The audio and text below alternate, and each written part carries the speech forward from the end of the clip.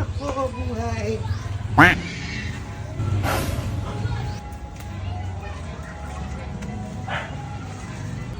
Si Peter yun ah. Anong ginawa kay Nena? Anong ginawa niya doon kay Nena?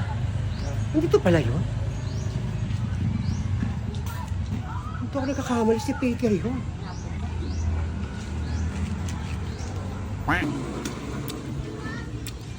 Asip na lemon na to. Ay, Negra. O bakit na naman, Ferry? Tasan si Nena? Alam mo kahapon parang may nasa-sense akong kakaiba eh. Hapon na ngayon pero parang hindi ko yata nakikita lumalabas yung kaibigan mong si Nena. Hindi ka ba nagtataka? Baka may ginagawa lang kaya hindi pupunta sa tindahan ko. Pero nga no, parang hindi ko nakikita lumalabas si Nena. Bakit? Ano bang nalalaman mo, Feli? Ayoko na muna ikwento sa'yo, Negra.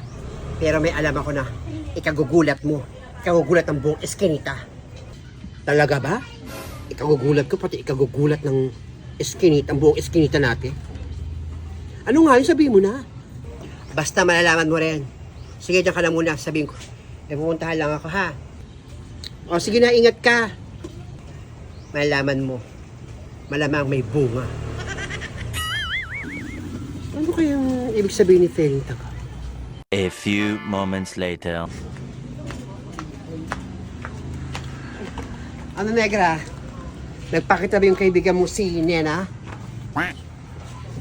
Ay naku, Feling, hindi pa nga. Tataka nga rin ako ba't di pa bumababa yung babae niyo pag gantong oras, umaga, nangungutang na sa akin yun. Hindi pa rin.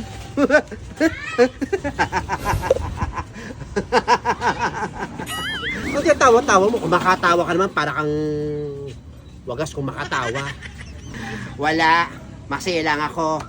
Abangan mo ng ilang buwan.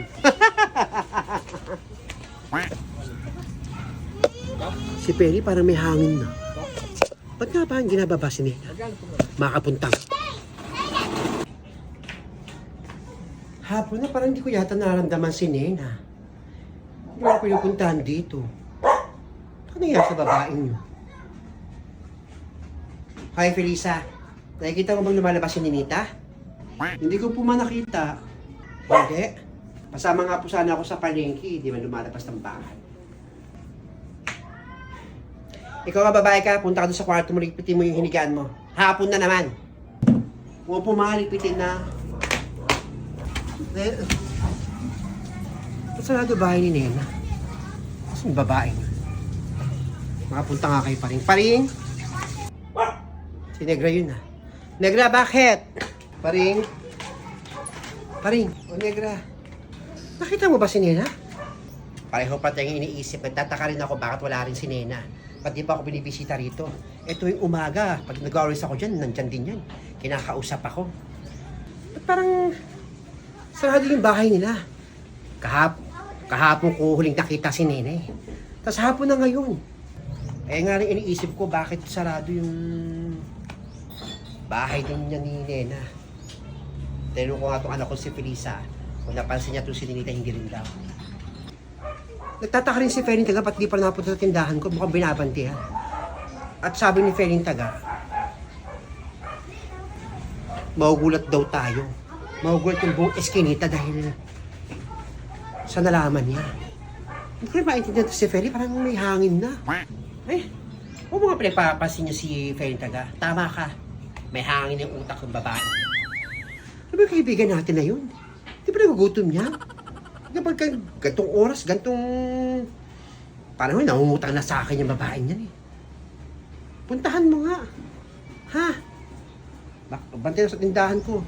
Tapos sabihan mo agad ako bakit tinapunta yung babae niyo sa baba. O sige, subukan mo puntahan yung kaibigan natin na yan si Nena. Muna na ako.